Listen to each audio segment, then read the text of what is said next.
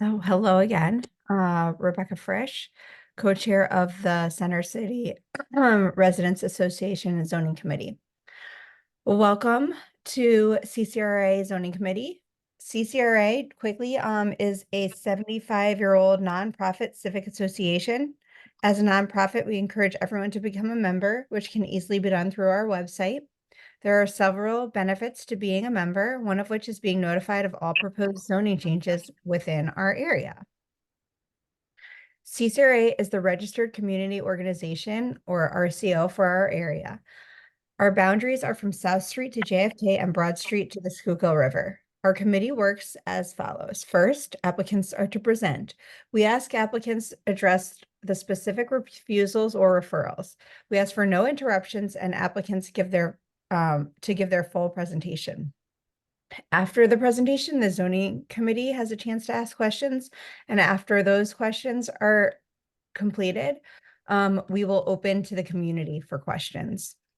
When you're addressed, we ask that you state your name and address. We ask that you keep your questions succinct and to the variance being discussed. We also ask that you try not to repeat others' questions. If you agree with someone's position, you're welcome to state that you agree. And if there is a spokesperson for the neighbors, we ask that this person stand or raise hand and speak for the group.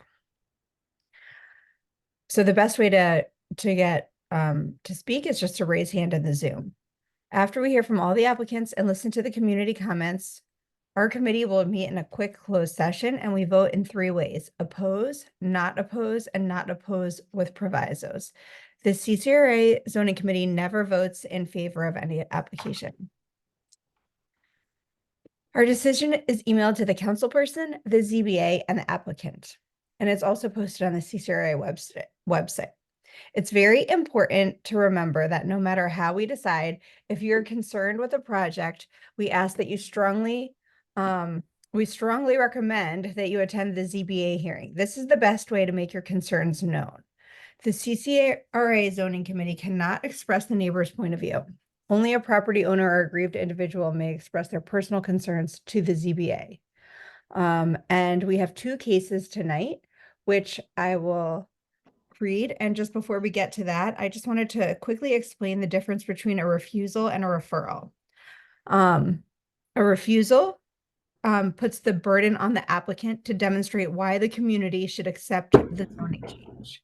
Whereas a referral, the burden is on the community as to why not to accept the zoning change. And we're going to see both today. So that brings me to our agenda for today.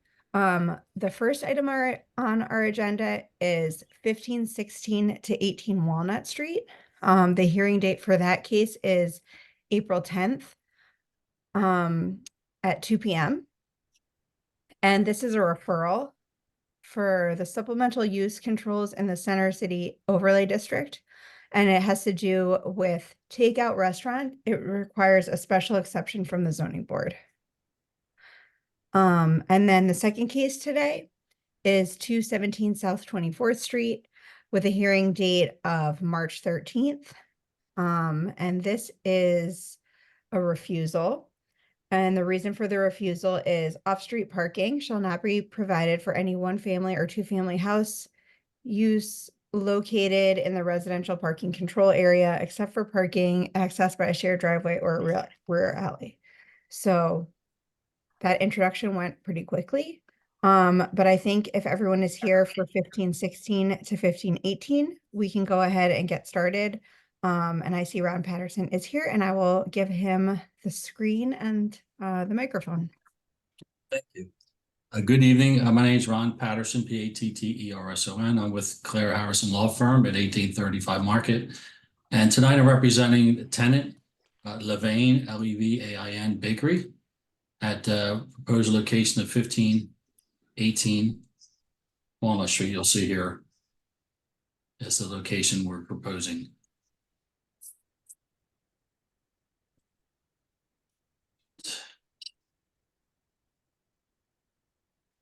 One more. I think your screen share went away.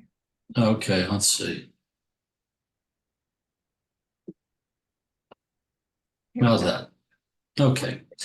So, as you mentioned, here's the rendering of what it would look like once the renovations are complete.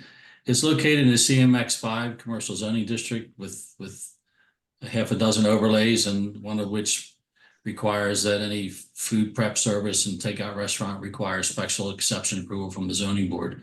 Vane is a cookie bakery. And here's what's proposed to be done to the facade. It was established in 1995 in New York City. There's currently 9 in New York, 1 in DC, 1 in Maryland, 1 in Boston, I believe 2 in Chicago, and 1 in LA. So we're excited to see it come on in Philadelphia and on the street, of course. It's a counter service. Here's a rendering what the interior would look like. A counter service store with 7 stool seats for patrons. There's minimal cooking. It's a convection oven, which would be vented to the outside, of course. There would be interior storage of trash. I'll get to that with this location I noted right here on the plan. And the trash really is minor, consists of paper goods, some ingredients that are left over. Leftover product is donated daily to a local food bank. There's a fourth quarter proposed opening. The days and hours of operation are proposed to be 7 a.m. to 10 p.m., 7 days a week, and hopefully a fourth quarter opening this year, as I mentioned. So with that, I want to introduce Stephanie Menke, M-E-N-K-E. Stephanie, if you could unmute yourself. And hi all, my name is Hi. Stephanie Menke. I run strategy and real estate for Leven. I can recap a bit about the Leven brand and why Sure, we want to please. go to Philadelphia. As Ron mentioned, the company was founded by 2 best friends, Pam and Connie, here on the Upper West Side in New York. So that makes the company almost 30 years old, which speaks to the tenure of the brand and how long it's taken to become at this scale. As Ron recapped, there's 13 units that we have nationwide, and Philadelphia is part of our natural expansion strategy, being a New York founded brand, expanding kind of naturally, concentrically to our neighboring store of Philadelphia. This will be our first unit within, or is proposed to be the first unit within Philadelphia, and the choice of Walnut Street was really intentional because we love the historic nature of the street, and the location and the breadth of the interior of the site was really attractive to us. You can see through the store design that Ron is proposing that we really want to maintain the beauty of the store, the height of the ceilings. We are attempting to play to the historic nature of here with some of the column design that you can see, the ceiling design.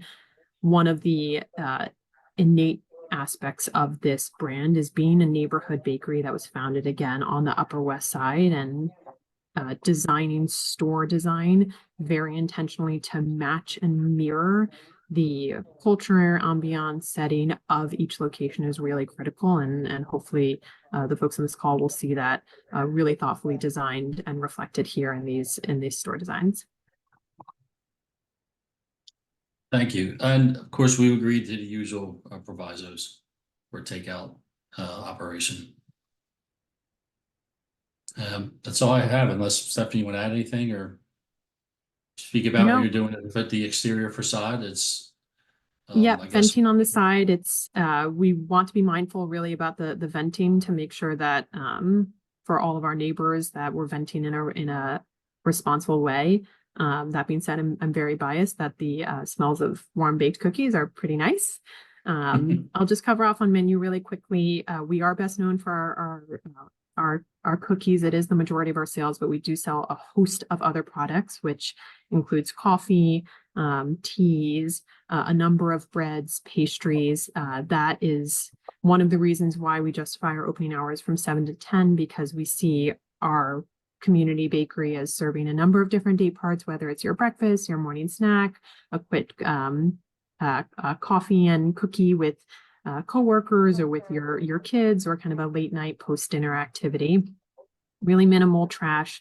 It is an in and out. There are a couple of seats if you want to grab a seat while you eat your warm cookie, but otherwise it's a pretty in and out activity.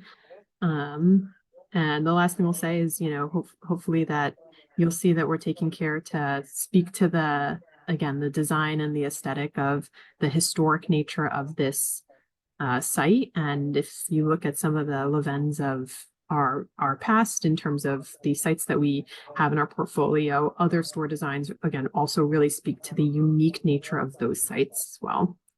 Here pictured is our first site in Larchmont. It's a site that we're really proud of, really, really beautiful. This huge frontage with the light and the windows just is a huge part of the community and something that we're really proud of, frankly. Great. Thank you, Stephanie.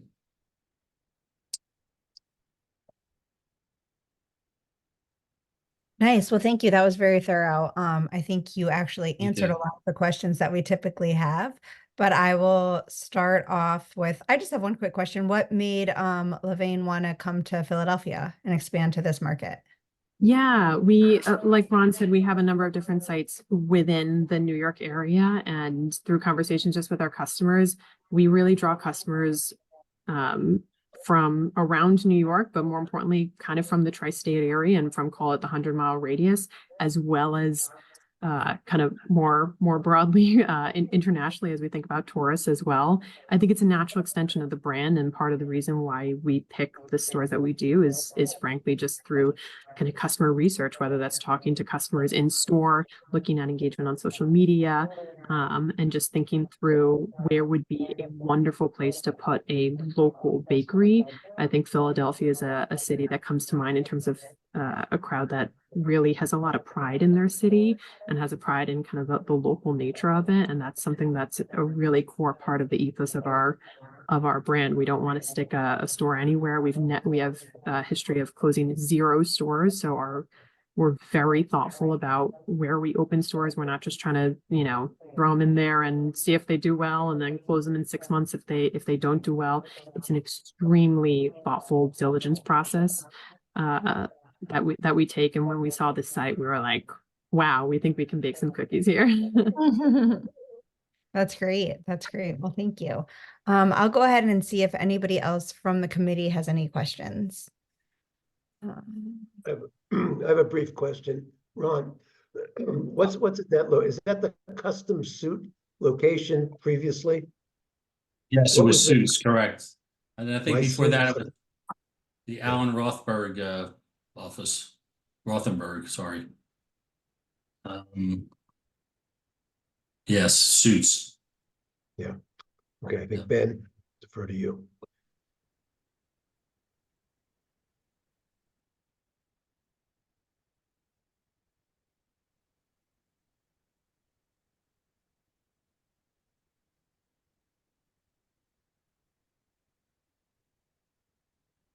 Ben, go ahead.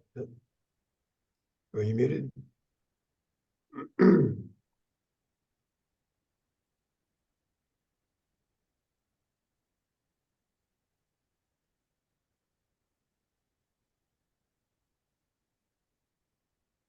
Anybody else from the committee? Ben, did you want to speak? Yeah. You stop sharing your screen. Yeah, we're looking at some sort of a screen with not much on it. Oh, sorry. All right. All right. Let me do it again. Are there floors above this that are occupied? In the building, there are other floors. There's, I want to say, maybe a dozen other floors above this. That is true. You'll also see from the rendering with the height of the ceiling, there is a mezzanine level that will be unoccupied by us. It will be part of the landlord's use. All right. So my question is, there's going to be a lot of really appetizing odors wafting through this building, it seems to me. Has there been any consideration, any thoughts about how to control that or deal with the upstairs occupants, etc.? Ron, I don't know if you want to take that. I can address just that we are planning on venting to the side street. We would need to do kind of further study to see how far up, given the height of the ceilings, how far up the next floor is and the usage of their windows to see if odors would be a challenge for the above floors, and also just recognizing that we have several places where we'll How many ovens do you have? Like minimal ovens? About 6 ovens, but not all continuously operating at the same time. There will be, Okay, we do keep our ovens on during the majority of our operating hours, but they are not always in use. As you can imagine, we're baking product on demand. So during the slower parts of the day, there will be probably at least 25% of the time where there are no products actually being baked. have you ever had to, like, for example, install a filter on the exhaust to minimize the odors? Danielle, if you're on the phone, I don't know if you have the answer to that. We haven't, that I know of. That doesn't mean that we wouldn't be open to it if it would be something that would help. What I can say is, we have our hood, it's a type 2. It's just heat and moisture. We don't have any food grease. So I know that can help. We've all walked by Sweet Green when they're roasting broccoli on that day. It's nothing like Yeah. that. But again, like the louver is that we'd be adding, it's towards the back. It is just 6 convection ovens. They're not gigantic. You can fit a lot of cookies in them and just sort of keep them running. So Antonella may be able to speak a little bit more to it, but of all of our bakeries so far, it hasn't been an issue.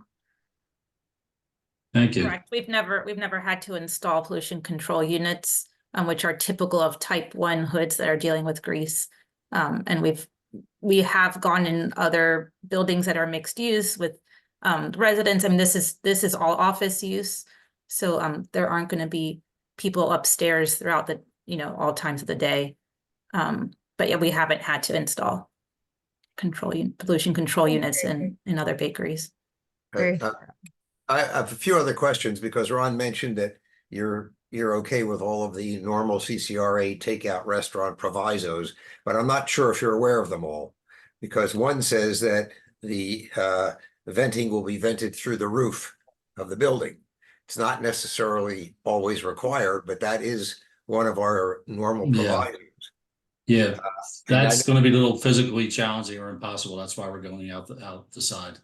Okay. How about trash storage and pickup and disposal? Where will that be? Right. So here's the trash storage area. And that will be picked up by a commercial trash hauler, probably daily, as I mentioned. Not much waste generated. Any leftover food is correct. Ladies would be donated to a local food bank. That's correct. All right, and that'll be the same with deliveries, where they go in through Sydenham Street? Correct. Right here. Okay, Is and it- one of our other kind of annoying conditions requires that all of the containers that you sell have the name of the restaurant on it. And the reason is if there starts to be a lot of trash strewn around, we want to know where it's coming from. Do you normally label all of your plates and bags and cups and whatever else goes out the door? I can answer that. All of our bags, both with and without a handle, have the Leven labeling on it. I'm sorry, what? I didn't hear you. They do, yes. Yes, Okay. yes. All paper products have the Leven labeling on it, whether it's a bag or a cup. Okay, and one last thing that we have is a requirement that there be a trash container outside, out front. So if people walk out and they stop and they're finished eating or drinking, that there's a place for them to dump their trash. Is that contemplated? I see there's a bench out there. There's 2 trash located. If you can put your cursor on it, Rob, it's right when you walk in the front door, those 2 little dots. Yep, right there. Okay. Right there. So I think containing the trash inside, but right next to the entrance, I think makes the most sense. Yep. If you move just to the left, there's 2 little dots just to the left, Okay. one more inch to the left. Yep. Oh, There's here. 2 dots. There. Yep. Yeah, Interior trash. That's how we handle There every you other go. bakery that needs to work. Just part of so you our- know, there's also existing, the city has 2 trash cans right outside this location. It's right in front of the front door, pretty much. okay. There's public trash cans. Okay, thank you. I have no other questions. I don't see any trash cans there, though. Yep, right there. They're discreet by design, but Okay, I yep. take your word for it. Yeah. Yeah, we empty them pretty frequently. It's part of our store aesthetic to keep the stores really clean and tidy. That's great. Okay, that's great. I'm glad we reviewed all of those points. Is there anybody else from the committee that would like to ask a question? Yeah, I have a quick follow-up to his questions. The trash cans on Sydenham Street, are they intended to always be outside, or will they be inside and then brought out? They are not, the ones you see there are not ours for use. So our trash will be stored inside and handled separately. The Okay. dumpsters? Yeah, all the trash in the plan I saw several trash and recycling. It looked like dumpsters or bins. Mhm. So Yeah, those are all dumpsters, coming- right. Those are not staying outside, or they are?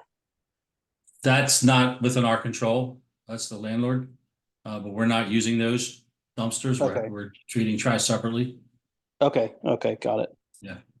All right, thank you. Sure. Yeah, well, here.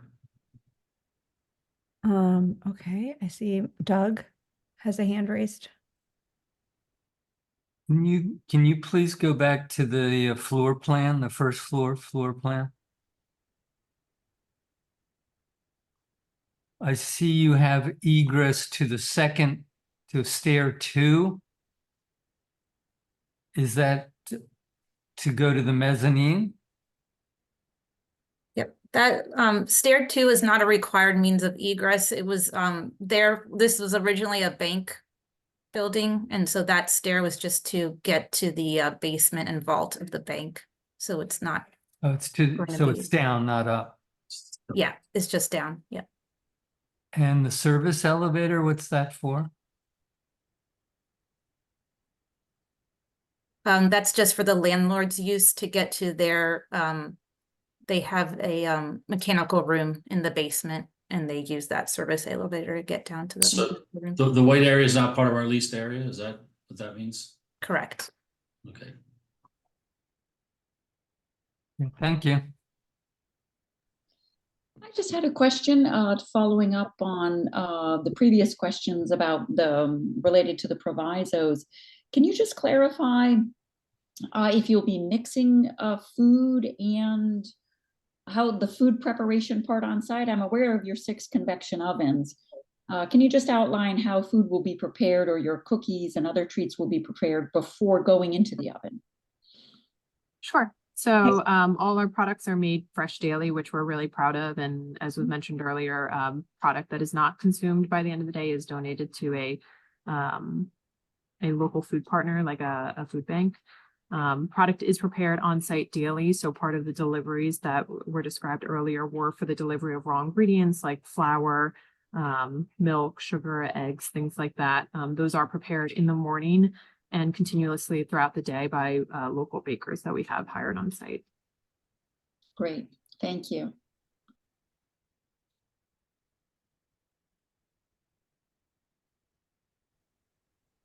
Okay, great. It doesn't look like anybody else from the committee has any questions.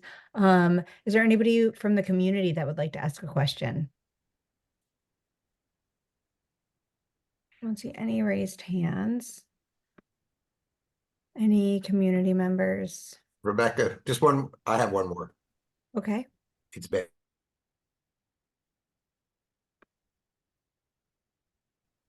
I think you muted yourself. All right. I'm looking at this rendering and I see the bench out there. So it seems likely that people are going to take a coffee and a cookie or something and sit outside there and eat them. That's where the concern of having all your paper goods labeled comes in, because if they don't dump them in that dumpster, or if the city lets them dumpsters overflow, which they are notorious for doing, or things like that, we want to know where it came from. So did you say that all of your goods had the restaurant name on them? That's correct. Okay. They're white and blue. They're pretty hard to miss. I'll also just say it's part of our operational standards. We believe it really degrades the overall quality of the bakery when there's litter in front of it. And that's something we take really seriously with regards to our operational standards. I don't think anyone wants to go to a messy bakery, because it probably means if it's messy inside, it's probably messy. If it's messy outside, it's probably messy inside. So that's something that you'll see exhibited through the rest of our bakeries as part of our operational standards. Great. Thanks. Great. Excellent. I don't see anybody else that has any questions, so I think we're good. Thank you so much. Great, thank you. Thank you all for your time. Yeah, Good absolutely. night. Very good presentation. And that brings us to our second case, 217 South 24th Street. Bob, if you'd like to take the floor. Sure. Thank you, Rebecca, and good evening. My name is Bob Careless from Cozen O'Connor. I represent the applicant before you tonight. I'm joined tonight by Brent Ainley and Warren Fisher of Peter Zimmerman Architects, as well as the representatives of the ownership entity South Bonsall LLC, who are Ken and Carrie Cox. Ken and Carrie are longtime residents of this block. And have acquired this property with the intent of rehabbing it in line with the character of the surrounding area and the character of the block. My understanding was prior to their ownership, this property was owned and operated as a business, and it's being rehabbed as a single family home. And in connection with the rehabilitation for a single family structure, we are proposing a off-street parking space. And as Rebecca alluded to, a refusal, because this property is located in the residential parking control area of the Center City Overlay District, that overlay does not permit off-street parking for a single family use except when the parking is accessed by a shared driveway or rear alley. So Bonsall Street, which I'll show you in a moment, effectively acts like a rear alley for those who are familiar with it. However, because it is a legally open street on the city plan, it is not legally speaking a rear alley or shared driveway, hence our refusal. Also, just want to point out one aspect of the refusal, although it's not before you tonight in terms of the roof deck. I just wanted to be clear that we are not proposing a third story addition to the home. It's a structural addition for the roof deck, not a third story structural addition to the actual physical home. So just wanted that to be clear for those who are reviewing the refusal notice. Just to orient the committee as to where we are here, we're looking north on 24th Street, the property here. And then this is just the opposite view looking south. And then Chancellor Street right here, as you can see in the picture, Chancellor Street intersects South 24th Street. Just a little different perspective here, looking up Chancellor Street, looking east. And now you look down south along Bonsall Street. Vehicles will actually come north on Bonsall Street here, but this is just a perspective looking south.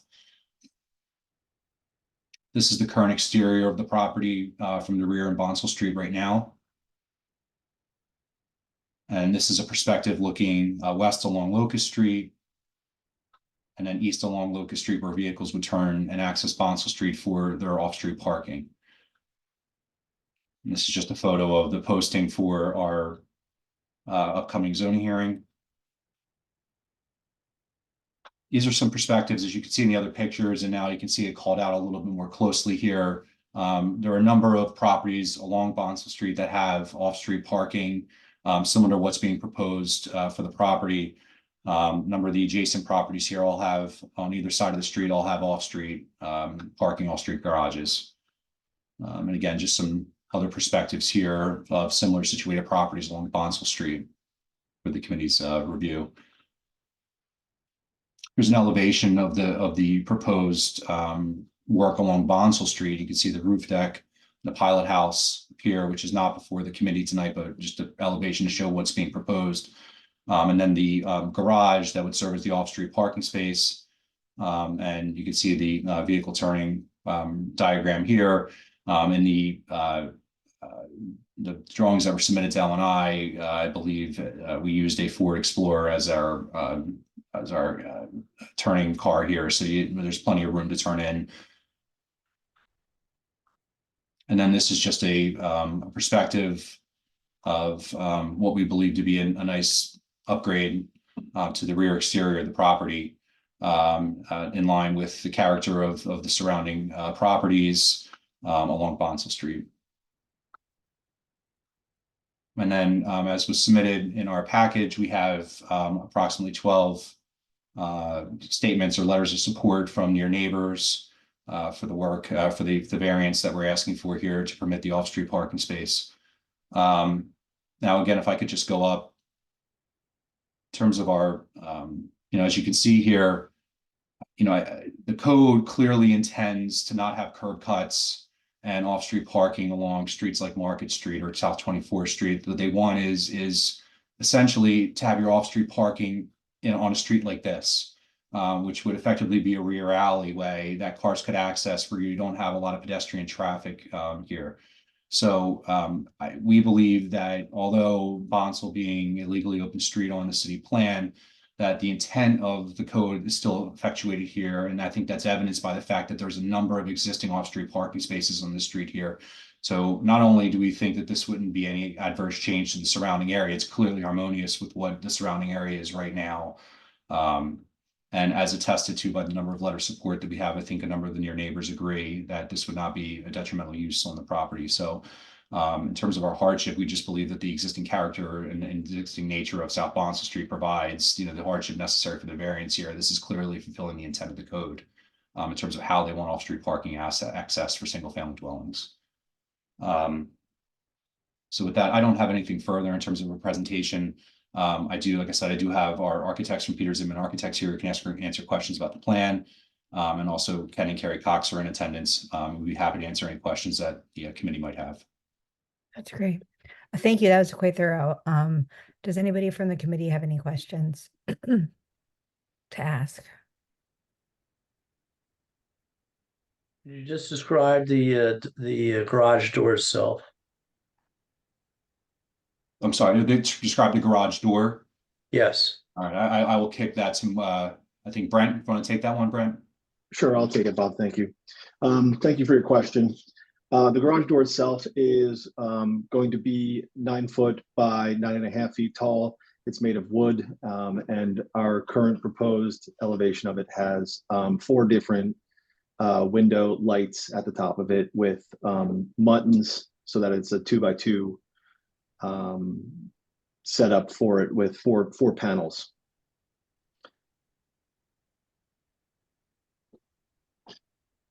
No pictures of it. Bob, if you would scroll back to the rendering, please.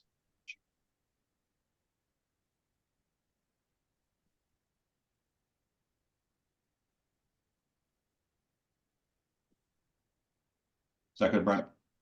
That's perfect. Thank you. Thank you.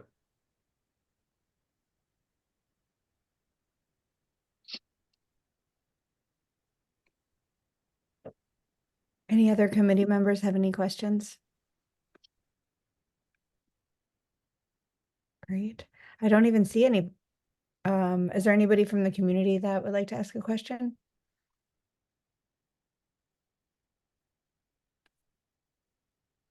Oh, hold on one person, Nathaniel Margulies. If you would like to tell us your address, go ahead with your question.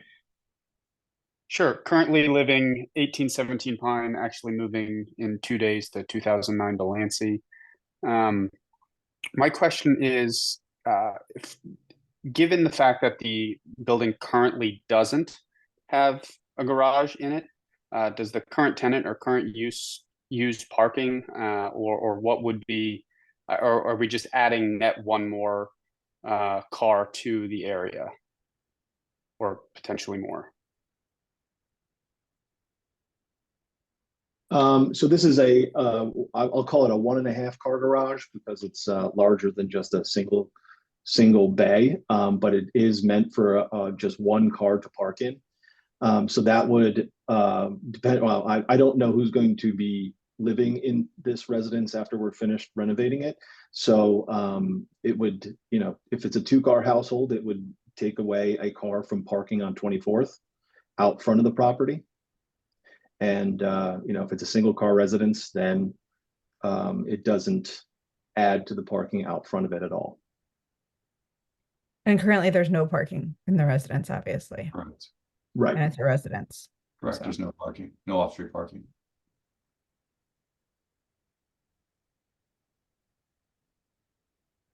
Great. Okay, I don't think anybody else has any questions. Shout if I'm just missing your hand. I think this is great. Thank you. Thank you very much for having us. Very thorough presentation.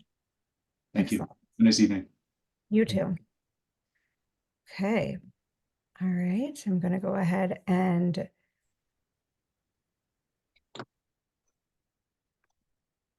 dismiss those that are not on the committee.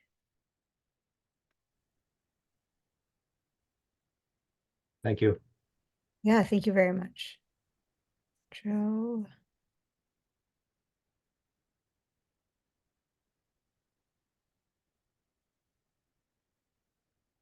Did I get everybody? Okay. I think Stephanie Meinke. Oh, shoot. I'll move her to the waiting room. And did you want to stop recording?